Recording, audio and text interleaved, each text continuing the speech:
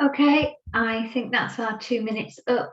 So welcome everyone to our webinar, The Seasonal Effect on Mental Health and Taking a Proactive Approach. Hopefully everyone can hear me. Okay, let's get started. So if you haven't been to a Clover webinar before, just to introduce us, we're a team of over 25 HR business partners with a wealth of expertise across all areas of HR and the employee life cycle, and lots of expertise of different sectors of business. And that's a few mugshots of all of us there on the screen. I'm very proud to say that we are ISO 9001 accredited for our quality. This has been accredited to us this year after a lot of hard work in terms of our quality management system, and it really does demonstrate our commitment and professionalism, I believe, to our clients and the high standard that we place on compliance. And then, as an introduction to myself, so my name is Elizabeth Wass. I've got over 20 years experience in HR, and more recently I've developed a passion for promoting mental health awareness in the workplace.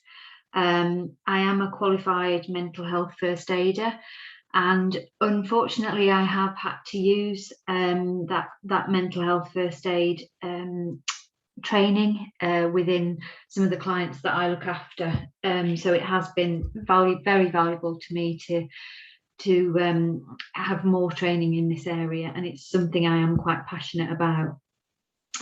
In terms of the kind of subject for today, I guess really the backdrop of this is the scene of the recent pandemic and the isolation that we've all faced, which has caused a huge rise in mental health issues.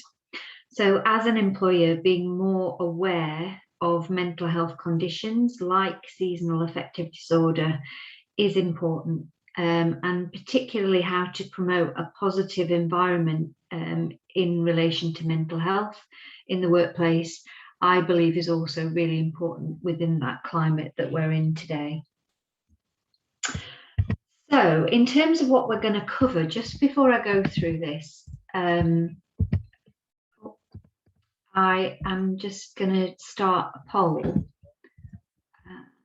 Okay, so the question that I'm asking you in the poll is, do you feel confident in knowing the signs and symptoms of seasonal affective disorder?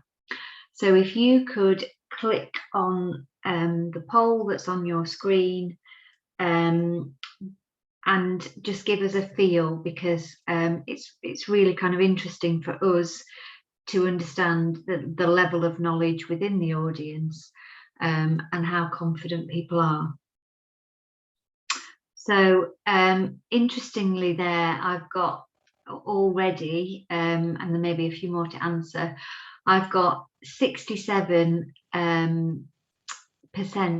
of the audience are saying they only feel confident a little bit in knowing the signs and symptoms, and 33% saying they are confident. So that's really interesting data, and does emphasize to me the reason basically why we need to spend more time on learning about this, and particularly in sharing information on this particular mental health issue.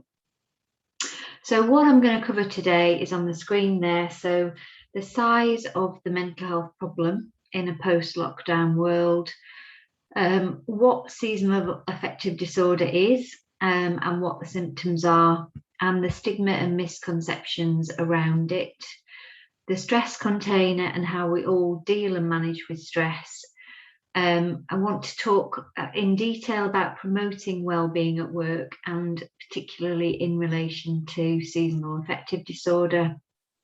Share the wellbeing action plan with you, and also sources of further advice and support. So there's quite a lot there for us to cover. So I will jump straight in. Okay. So what is the size of the mental health problem in a post-lockdown world? I've got lots of stats on here for you to digest, but I'll just go through a couple of those. So 1 in 4 people will experience a mental health issue in any given year. That's a huge number, 25% of us. 21% of adults experienced some form of depression in early 2021, which was more than double of previous years. So obviously the COVID-19, the isolation we've faced, has led to, a much higher increase of depression, and something for us to really focus on and be aware of as employers. And another stat for us there, during 2018 and 19, work-related stress, so this is anxiety or depression, accounted for almost half of all work-related ill health, so that's massive, and more than half of all working days lost. So again, as an employer, really important to understand what's causing that level of absence. Obviously, that is all a cost to the business, and hence why we're focusing lots of time and energy on talking about this mental health issue. And also on there in 2019, there were over 5,500 suicides in England and Wales, very sadly, with 3/4 of those in men. So men aged 45 to 49 have the highest suicide rate, and for females it's age 50 to 54 that's highest. And in the under 25, rates of suicide are increasing, and again particularly in females. And the reason why I kind of focus on some of those stats and different groups within our population is that it is important as employers to recognise that certain groups of our workforce may be more likely to have a mental health problem, and therefore being aware of that is important. So, for example, at the bottom of the slide, people who identify as LGBTQ+, are 2 to 3 times more likely to have a mental health problem. And again, Black or Black British people have 23% chance of having a mental health problem, as opposed to 17% if you're white British. And another stat there, that young women aged 16 to 24 are 25% more likely to have a mental health problem, whereas it's 17% in adults, as a whole. So, different groups, different situations can increase that prevalence of mental health issues, and I think that's important for us to be aware of. And I'll talk a little bit about protected characteristics a little bit later in the webinar. So let's focus more on seasonal affective disorder, or around what it is and what the symptoms are. And as we could see there from the poll at the start, there is some awareness of this, but probably more that we could learn from today. So seasonal affective disorder is a type of depression that can get worse around a particular season, which is usually winter. And that is linked to hours of daylight. So longer hours of daylight can be helpful from a mental health perspective. As the nights get darker, often it means seasonal affective disorder gets worse. And this can affect 1/3 of the population, which is huge, and has a much higher prevalence in women. So again, thinking about your workforce, how many of those, how many in your workforce are women, and thinking about 1/3 of that potentially having an effect in your workforce, I think is quite important when you think about numbers. In terms of the symptoms, they're very similar to depression. So on the right-hand side, I've listed some of those. But things like loss of enjoyment, loss of interest, mood swings, being more withdrawn, lack of energy, increased tiredness, loss of confidence, lower self-esteem, feeling guilty when something is not really your fault, difficulty concentrating or making decisions, difficulty sleeping, a loss of interest in food, or opposite to that, and a sense of overeating, and actually turning to food as a way to comfort yourself, feeling suicidal, and on occasions it can be a lack of attention to personal appearance and personal hygiene. And all of those kind of mental health issues can also lead to someone being more prone to physical health issues, having a lower immune system, and therefore having an increased likelihood of things like colds, flu, or general infections.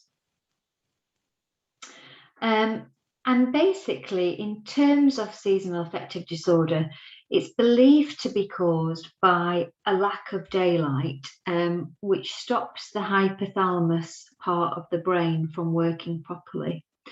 So this can raise melatonin levels, making someone sleepier and having lower serotonin, resulting in those symptoms of depression. And for some people, it may be that life is just a little bit harder in the winter months, but for other people, it can really make a complete difference to living life normally. It becomes almost impossible to live that normal life. And it's almost a sense of wanting to hibernate during the winter season. So this, as you can imagine, requires a huge amount of understanding from friends, family, and of course, employers. So being aware of this issue, being aware of how, as an employer, you can help, and we'll come on to that, and encouraging employees to speak to their GP if they, are showing the signs of the symptoms or showing concerns, is something that as employers we can actively do. And in terms of treatment, on the very bottom bullet there, it can be treated by light therapy, so sitting near to a very bright light, a special light. Antidepressants can be used, and also talking treatments like counselling. There are also things like a sunrise alarm clock can be helpful to people. But generally, sitting in a position where you have a lot more natural daylight is important. And again, as an employer, thinking about an individual's seating position within an office or within a home office, a home environment, if they're working from home, could also be something that could really assist them. Okay, so if I move on to the stigma and misconceptions around seasonal affective disorder. So one question I was going to ask here was, has anyone either experienced seasonal affective disorder themselves, or had to deal with a case of this within their workforce? So I'm going to ask you that, and I think Lynn is going to type that into the chat, and we can kind of see what responses we get there. So in terms of, has anyone experienced this themselves or dealt with a case of this within their employment? So while you're kind of answering that in the chat, I'm going to talk to you about the stigma and misconceptions. So as we know, seasonal affective disorder is a difficult diagnosis. It's a controversial diagnosis because, don't we all feel a bit less motivated when it's cold, dark, and damp in a morning in the winter? But seasonal affective disorder is more than that. It's a more severe reaction. And descriptions like winter blues are not necessarily helpful in terms of those misconceptions. if someone is experiencing seasonal affective disorder, you know, as an employer, we should take it seriously. It can be real, it can be disabling, it can have a real impact on someone living a normal life. And therefore, you know, suggesting to someone we just plough on and try and carry on, the weather's going to get better, isn't necessarily a helpful statement to make. And really, we've talked a little bit in terms of those statistics earlier, but we've talked a little bit already about the Equality Act and the protected characteristics. And I think it's really important as employers that we are conscious of this and aware of this. So in terms of ages, I showed you some stats, for example, on suicide earlier, about the prevalence of men in late 40s, women in their early 50s have a higher propensity of feeling suicidal. And equally, in young people, ages 16 to 25, have a higher rate of self-harm, and also an increasingly in terms of suicidal rates. So being aware of that in relation to the age ranges within your employee, in terms of your workforce, I think is important. And also, you know, recognizing things like depression can be common in older people, and again, we've talked about can be more common in women. So again, bearing some of that in mind, I think, is important. And that obviously covers off our gender on the second point there. In terms of disability, I've put a definition of disability on the screen there. So a physical or mental impairment which has a substantial and long-term adverse effect on someone's ability to carry out their day-to-day activities. That's the sort of legal definition, but in terms of mental health, it's important for us to, you know, kind of break that down and think about a longer term effect. And obviously this definition includes mental health issues as well as physical health issues.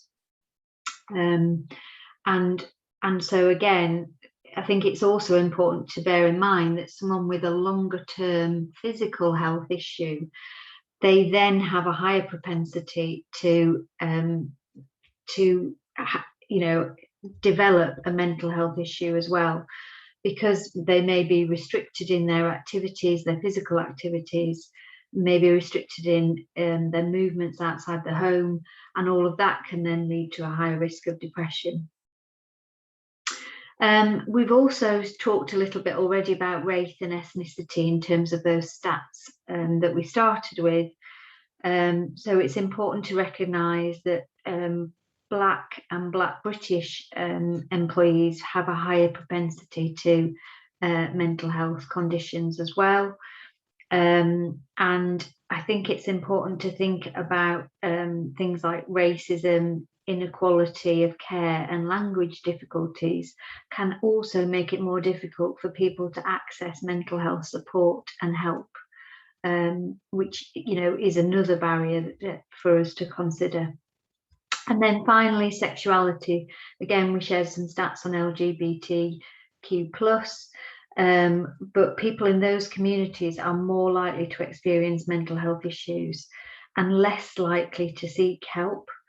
And things coming into play here are things like discrimination, family rejection, isolation, bullying from peers, all leading to a lack of self-confidence and lower self-esteem, which we know can be, you know, the early signs and symptoms of depression. So lots of things to be aware of there in terms of those protected characteristics. And the penalties of us getting this wrong as an employer are potentially uncapped compensation for discrimination at tribunal. And that's, you know, that's one of the reasons why, as a HR professional, we have to take these kind of things very seriously. So if we move on, this slide I call my window on the world slide. So this is basically what I'm trying to get you to think about here is your own unconscious bias. What shapes your frame of reference? What shapes the way that you see the world, in terms of your beliefs, your past experiences? How does that shape the way that you might see mental health issues, or, for example, seasonal affective disorder? So we all have an individual frame of reference, and it's influenced, and it's unique to us. It's influenced by our cultural influences, our education levels, our sexuality, our aspiration levels, our family situation, our age, the work that we do, our hobbies and interests, our values, relationships, and achievements. And all of that can unconsciously lead to us making judgments about a person's situation. And it can hinder us from really listening to some of those mental health conversations. And in terms of when we talk about that unconscious bias, really to define bias is a tendency or an inclination which results in a judgment without question.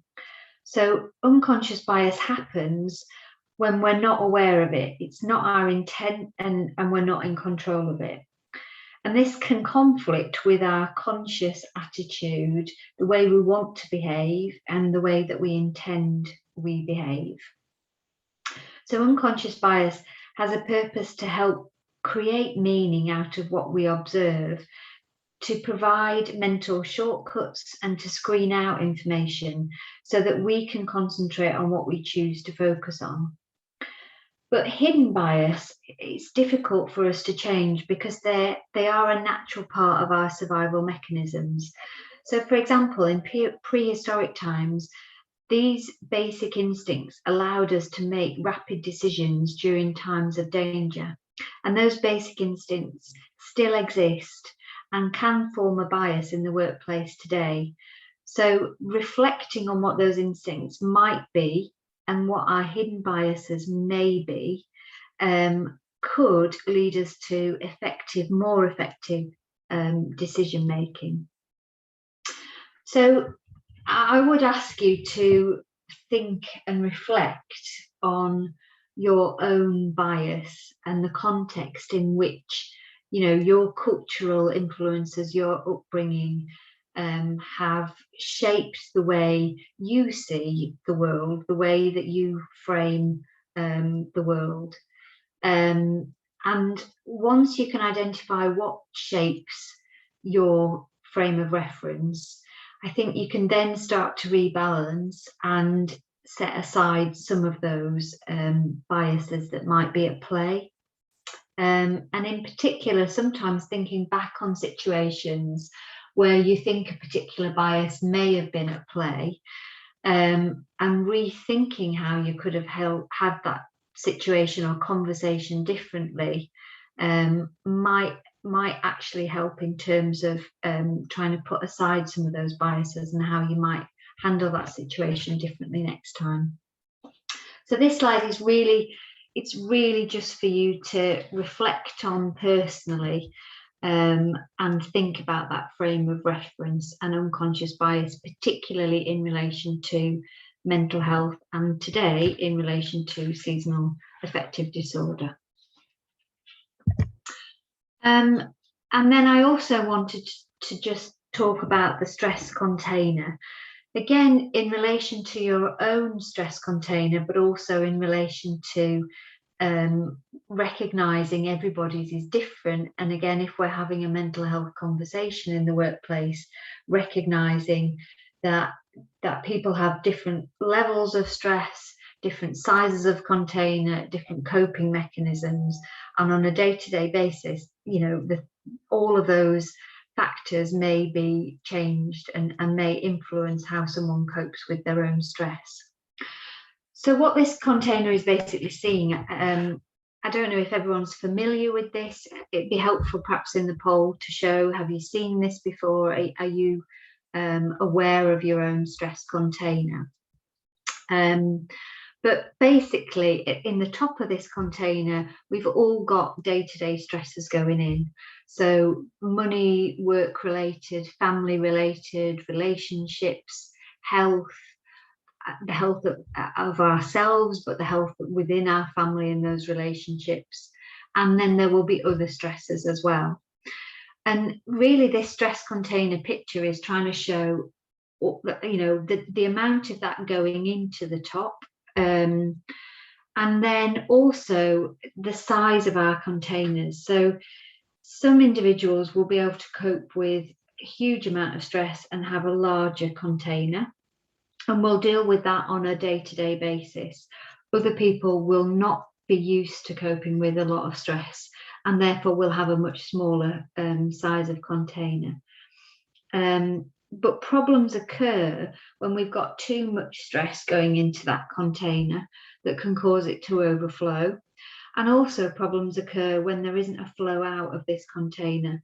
So the flow out is caused by helpful strategies. So things like exercising, social support, talking to people, all allow us to alleviate some of our stress and really flow out from this container. But from time to time, we turn to unhelpful coping strategies. Things like we might turn to alcohol, we might work longer in the office because we're avoiding a situation at home. We might stop talking about our feelings and avoid social situations, because that at the time that's seen as a way of coping. But actually, these are not things that are helpful in terms of alleviating our stress, and it can cause for it to be blocked at the bottom of the container. And again, then we can have that overflow of stress. We've got too much to cope with, and that can then lead to problems. So really, I would ask you to reflect on your own stress container, what's going in, and what helpful coping strategies you have. But also, again, be conscious of this. If you are having a conversation with an employee, be conscious that their ability to cope with different amounts of stress may be very different to your own. So what may not look like a huge amount of stress to you compared to what you may be dealing with, or what you're aware other people can deal with, doesn't make the stress that individual is feeling any less relevant to them. So that I think the picture here is helpful for us to look at in terms of recognizing that stress container and those stress levels. Okay, so if we move on, I'm going to spend a little bit of time now talking about promoting mental well-being at work, and particularly in relation to seasonal affective disorder. This is something I am passionate about, and I think as an employer this is something that we can really have an impact on and really make a difference on, and often without a huge amount of adjustments or a huge amount of work to what you're doing already today. And a lot of this is actually common sense. It's not, it's not really difficult to understand. So we've talked about seasonal affective disorder already, and in terms of light, I mentioned earlier about a seating position that is close to a window where there's lots of natural daylight. Now, if you're in an office environment, it could be as a reasonable adjustment that we move someone into a better position in terms of light. Or again, if someone is working from home, that could be a suggestion that we make in terms of where they're sat and how much exposure to daylight they have. Other things like keeping blinds open at work, making sure we've got clean windows, can also assist with that amount of light and helping with the symptoms. The second one on there is ventilation. So having an airy office with good ventilation is much better in terms of someone's mental health, but also better for physical health, because it doesn't allow the germs to, it allows germs to circulate rather than it becoming a very stuffy office where, everything spreads to everyone. Also on there, and again, I talk about this quite a lot, in terms of regular one-to-ones. So having a really good relationship with your manager is crucial, I believe, to mental health in the workplace and promoting positive mental health. Because if we've got a good supportive relationship there and we've got an open communication between a manager and employee, it will lead to an employee being able to share their problems, being able to talk about what's bothering them, and also lead to the manager understanding that individual, perhaps understanding their stress container, understanding what their triggers are, will massively impact that positive mental health and the relationship of well-being in the workplace. And I've talked previously about listening skills and managers being prepared to listen.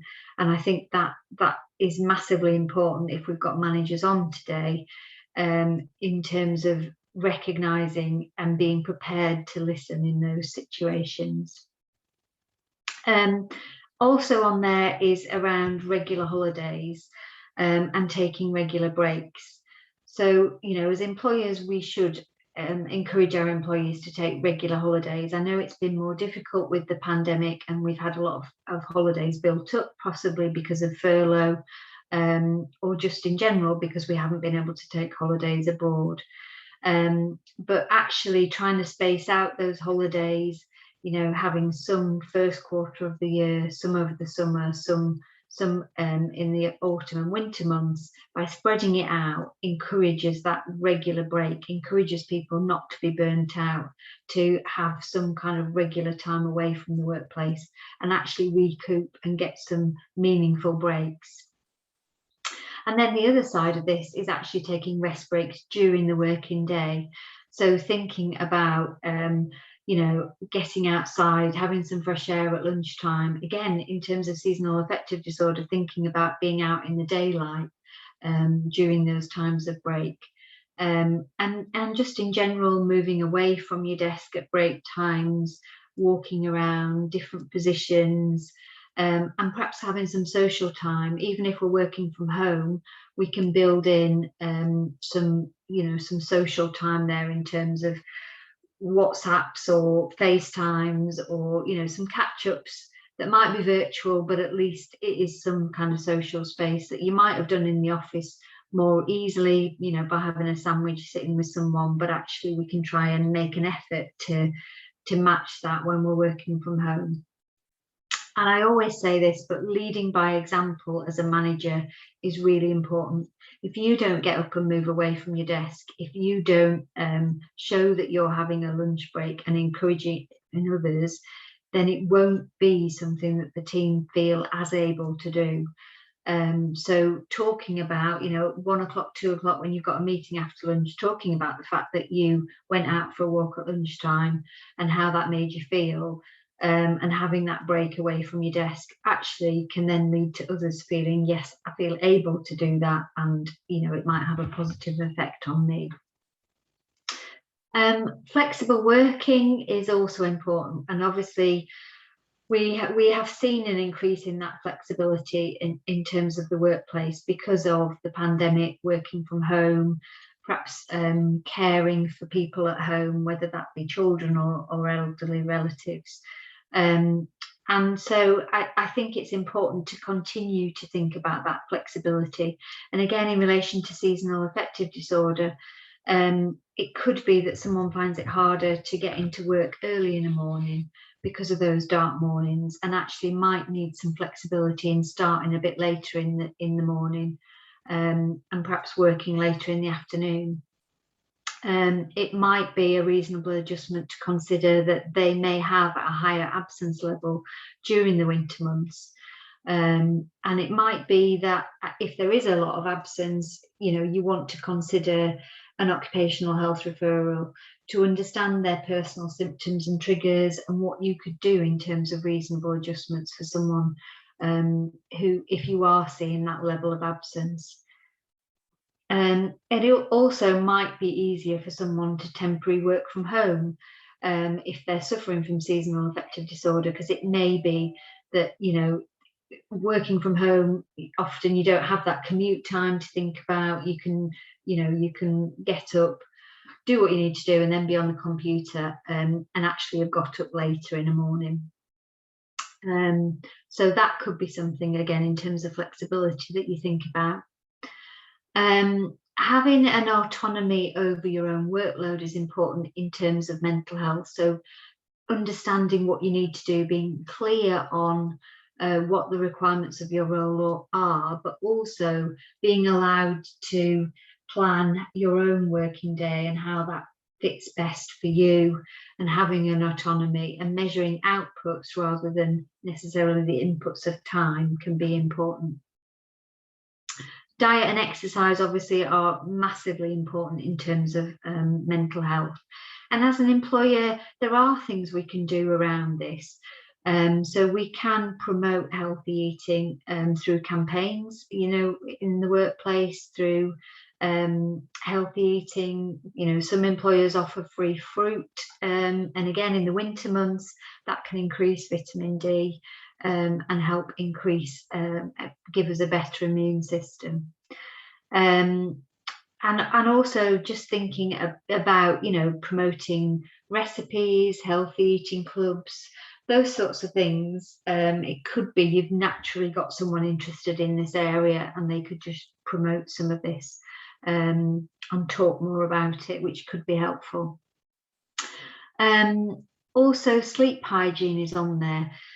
A little bit harder as an employer for you to influence, but certainly being aware of it and being aware that employees who exercise more, who have a regular sleep pattern, who have a pattern of a scheduled kind of time for going to bed and getting up in the morning, that often leads to better mental health, that regular sleep pattern. So actually being aware of that and encouraging that, particularly as a line manager, if you're having a conversation around someone who may be suffering from seasonal affective disorder, it could be that actually that is part of a conversation you have, and part of of something we can suggest in terms of helping them.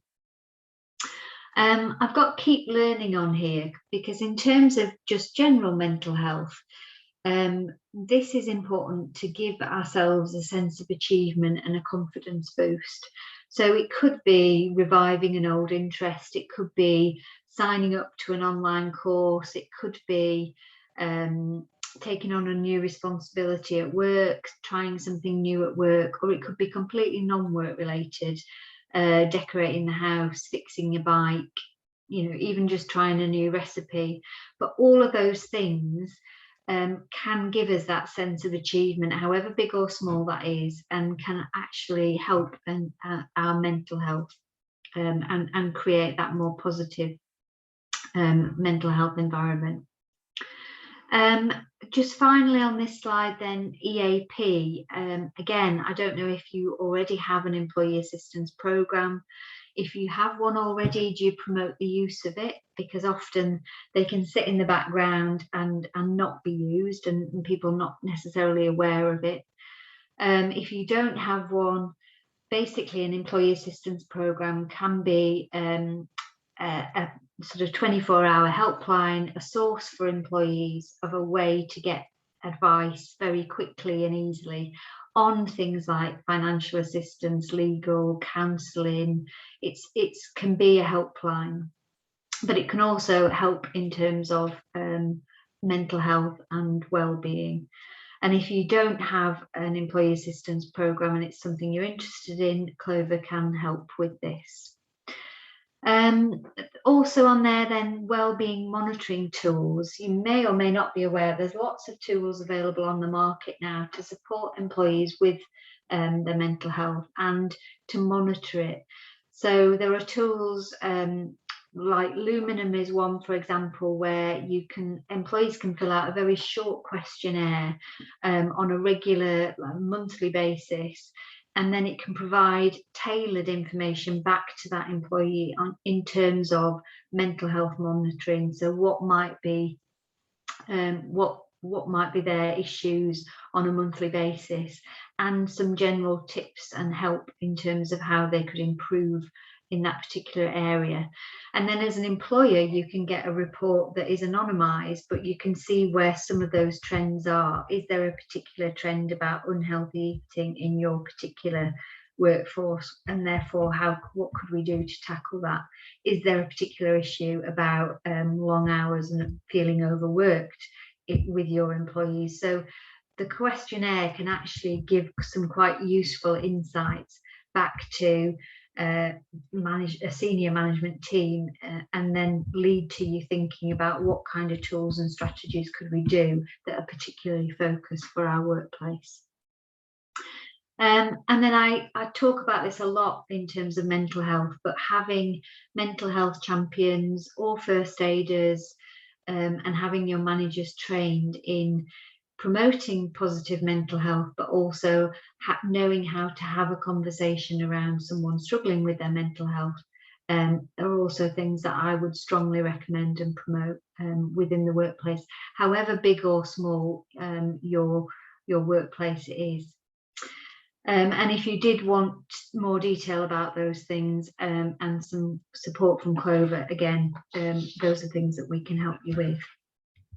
So lots of ideas there in terms of promoting mental health and wellbeing, lots to think about. And again, I think a tailored approach of what works best within your workplace is always going to be the most important and the most effective. So moving on, I'm going to now talk to you about the Wellbeing Action Plan. So this is a proactive tool that can be used. It doesn't have to be used where someone has a mental health problem, but it can be used in that situation. So for someone with a seasonal affective disorder, it could be that it helps us to identify what their triggers are, what keeps them well at work, what perhaps causes them to feel more unwell, what are their early warning signs, and how they then might seem at work, what potential impact that might have on their performance at work. So basically, the Wellbeing Action Plan is a tool. It's a kind of questionnaire that can be used by the employee, by the manager, to promote positive mental health. And as I said, even without having a disorder, without a mental health issue, this can be used just more generally within a team to actually use in terms of a positive way to prompt questions around mental health and then lead to an open dialogue. There's lots of wellbeing action plans available. You can Google them. The one I particularly like is on the Mind website, MIND, and I'll show you that on the next slide. But the Mind website is very helpful because there is a guide for managers, there's a guide for employees, and there's also a guide in particular for people working from home.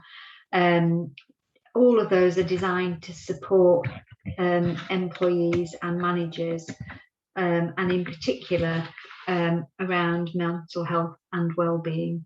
So I would strongly recommend, if you're a manager or an employer, to have a look at that Mind website.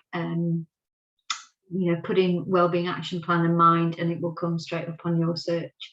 There's also lots of information on the Mind website. You can find things around seasonal affective disorder, but also around lots of other mental health problems, for example, depression, anxiety, etc. So if that's something you wanted to upskill yourself on, that's a good place to start. The one thing I would say with wellbeing action plans is be really aware of confidentiality around them. So it is a confidential conversation between the employee and the manager has to respect that. If the manager feels after that conversation that there is something they would want to discuss, for example, with HR or with a colleague, they should ask the employee's permission first before doing that, and give you a reason why you might want to talk to somebody else about this. It may be that there's someone who you're aware of is more of an expert on this particular issue, and that might be why you want to speak to them. But you should always get the employee's permission first. That confidentiality is so important for the trust and the relationship between the employee and manager. So also be conscious from a data protection point where you store that information. If it is a written wellbeing action plan, be conscious where that's stored. Okay, I'm moving on, just we're towards the end now, in terms of further advice and support. So if you've got individual cases of seasonal affective disorder or of mental health issues that you particularly want to seek some help on, again, Clover could be a source that you want to do that with. Again, we've talked already about mental health champions or first aiders in your organisation. In terms of further advice and support, Clover run lots of wellbeing webinars. We can run them bespoke for your organisation. I've run a number of those. Or you could just encourage your employees to look at the Clover, regular free webinars that we run, like this one today. We store them all, record them and store them on online, so they can be easily accessible to people to watch, even if you don't watch it live. And also in general, things like our podcasts can also be really helpful. And the Mind website details are there that I talked about earlier. And then just further resources and signposts. The Samaritans information is on there, again, another website that can be very helpful if you've got someone who needs emotional support, they're in a time of distress. Again, that could be a signpost. I always talk about GPs as an appropriate source of support for someone with mental health issues. They can be a way of then getting local mental health teams or crisis teams support. The GP is usually the central point of contact to doing that for an individual. But obviously, if someone is in crisis right now, 999 would be the source to use, or if it's not an emergency, obviously there's 111.